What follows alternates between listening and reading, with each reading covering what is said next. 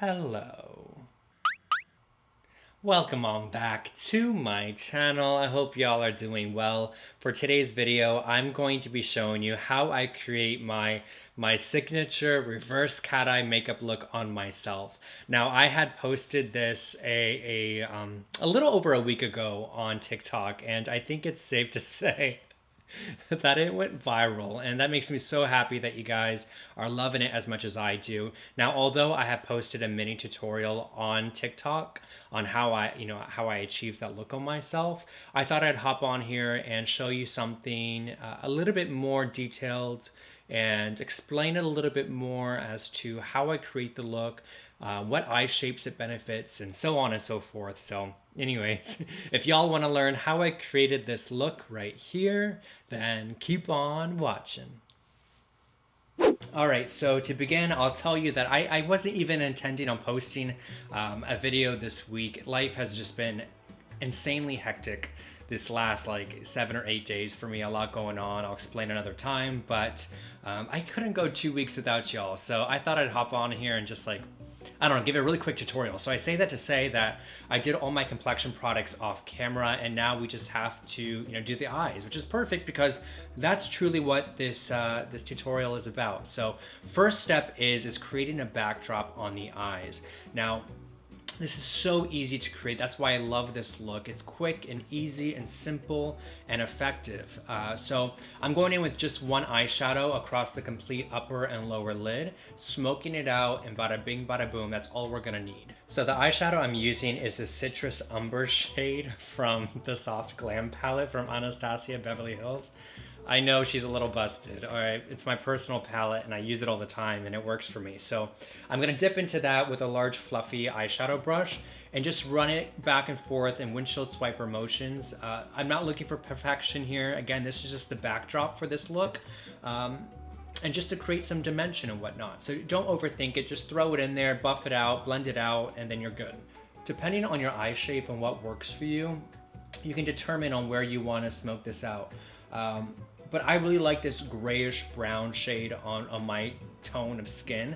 If you have deeper toned skin, I suggest using something a little warmer, such as like a really warm brown, an orange, a terracotta shade even.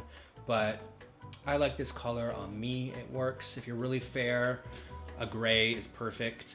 I will say, you don't really want to go in with a black or anything too dense of an eyeshadow on the upper lid. And I'll tell you why is because with this look, it's really important that you keep most of the drama on the bottom. That's the whole point of a reverse cat eye.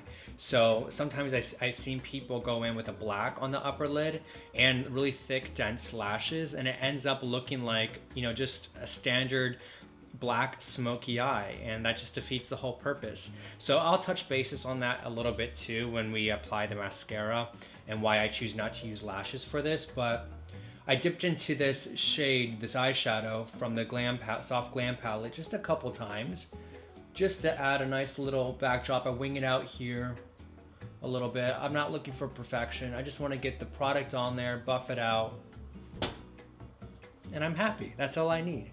I've noticed after doing this for so many years on myself that the more I overthink it and the more time I spend on it, the more calculated it looks.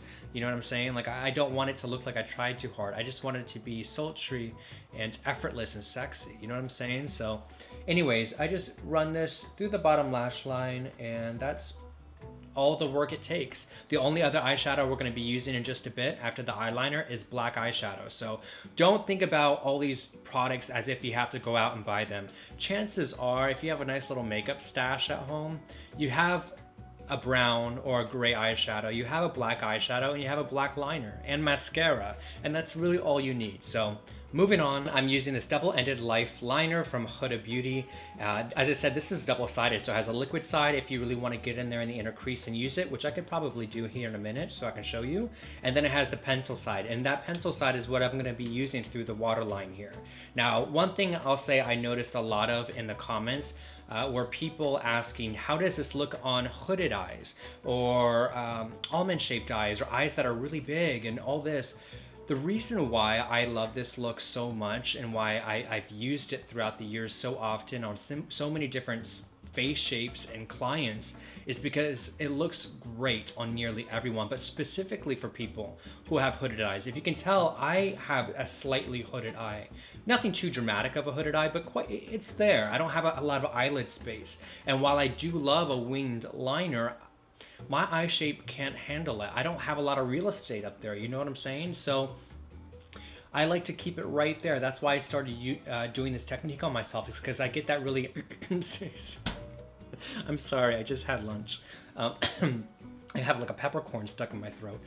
The reason why I like applying it on the bottom as rather the top is because when I apply it on the top, it shrinks my eye because I lose that little bit of lid space I have. Whereas if I put it on the bottom, I can really accentuate that inner corner and outer corner without closing my eye, if that makes sense. So anyways, I'm just gonna show you. This is so tricky to do on camera. Like I have my monitor here, I have my mirror here, but usually when I do eyeliner on myself, I have a mirror like up close, real up close and personal, because I have the worst eyes and I can't see a thing. But you'll see I added it completely through the waterline. Now, I'll say this, I don't bring it too low. I don't bring it below the lashes. I'm gonna save that for the eyeshadow. I just really focus this in the waterline and then I extend it out here a bit and then I bring it in right here. And that's key. A lot of times I've seen people do this and they get a little frustrated because they're like, Spence, like it doesn't look like good on me like the way you had done it on yourself. The reason is because the black is drawn down, brought down too low. If you have a smaller eye, you can get away with that. If you have a rounder eye, you want to keep that black, that depth, that shadow real close to the lash line here, because the further you bring down this liner, the more open it's going to bring your eye. So if you already have really large round eyes, you're not going to want to bring it down that low. I'm talking a lot now, I'm sorry. I get nervous when I'm on camera. Usually I like prepare myself for, a few hours or sometimes a few days if I'm doing a tutorial on myself, because I'm not an on-camera kind of person. It's not my forte, but this is very spur of the moment for me. I was literally hanging on a ladder, hanging paintings and stuff in my living room. There's a whole lot going on right now. And I was like sweating like a pig, and now I'm in here glamming. This was very last minute. I wanted to get some kind of video up on here this week. And I'm sorry if you guys hear a whole bunch of like nicking and knacking and nailing and bumping. I have these people over hanging up or, re-hanging up my security cameras around my house. So they're nailing stuff in the walls and all that good stuff. There's a lot happening in this household today. So I apologize if you hear all that happening. So when I wing it out here, I like to bring it up just barely on the outer corner and then just flick it out. I usually drag it with my finger. It's pretty easy. And then I bring in the inner corner as you see here. And it doesn't look too crazy, I'm not bringing this all the way out here and all that. I like to keep it pretty subtle for myself. Of course, you are the captain of your own ship. If you want that wing touching your hairline, baby cakes, you go for it. Do your thing. I just don't like that look on myself. So I kind of keep it a little bit more subtle, keep it pretty close to the eye. And yeah, so there's that. Now that we have that placed, I'm going to dip into a black eyeshadow with a slightly more detailed blending brush and just start fixating that, you know what I mean? Just really start blending and buffing that out and creating that shape that I want. The black eyeshadow that I'm going to be using today is from the same eyeshadow palette I was using earlier for the upper and lower lid. I'm taking a little detailed blending brush, dipping into that black shadow and really maneuvering this. Another question I got from people is, how do you prevent your, from looking like a raccoon when you wear this look? Because they're experiencing the liner and everything, falling and migrating downwards throughout the day. Think of eyeliner as a foundation or your concealer. If it's not set with powder, chances are a cream product, a cream pencil, a cream gel is going to move. So you're going to want to set it with eyeshadow. That's why I don't bring the eyeliner too far down anyways. I kind of just leave it for the shadow, and it solves that problem for me. This won't move throughout the next 10 hours. It's perfect. So I'm going to blend this out. You can watch how I do it, and I'm going to stop talking.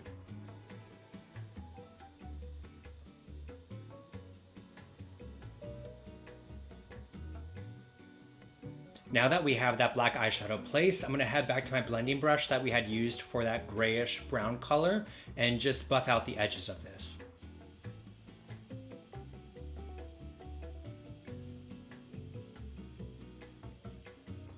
As I finish up here on the detail of this shape, I do want to mention, because it is really important, that if you struggle with, where to place this outer liner, this wing, a foolproof approach to it is just to follow your bottom lash line straight out, which is, as you can see, is what I did. And this is what I do for my clients too, regardless of the eye shape. I just follow that bottom lash line straight out. And I can add a little bit of black eyeshadow, which I did, just to the upper lash line, just a smidge, just to give it a little depth. But you can see all the drama is on the bottom. So next I'm gonna add some mascara. Now, this is kind of going back to what I was saying a second ago.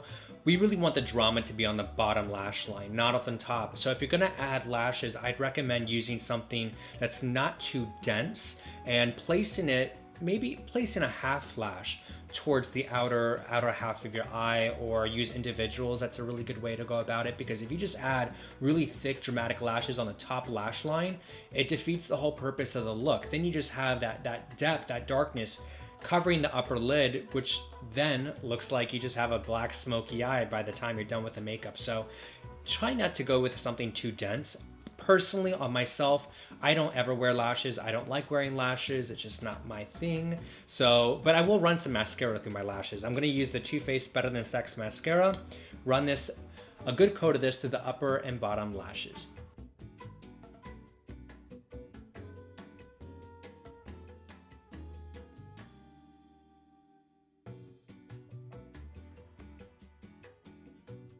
So once I have the mascara applied on the top and bottom lashes, that finishes up the look for me. Of course, I still have to do the other eye off camera. But I'll say that follow the techniques more than anything from this. Don't focus too much in on the products or the colors or the shades that you're using, because you can play this up to make it your own. You can use cobalt blue or magenta. It doesn't have to be black and brown. You can have fun with it. You can use rhinestones, do a cut crease. Make it your own, have fun with it. It's just makeup. I know it can be a little intimidating to try different looks on yourself and whatnot, but if worst comes to worst, you can wipe it right off and try again. It's not that serious. Just have fun with it. But once I finish off the other camera, or once I finish off the other eye off camera, that's how I get this look right here.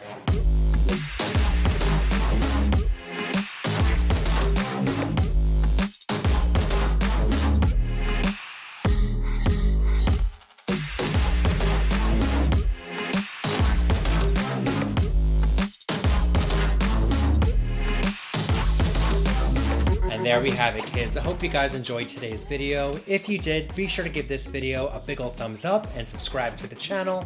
You can also check out more of my work on my Instagram and TikTok at Painted by Spencer. And until next time, I'll see you soon.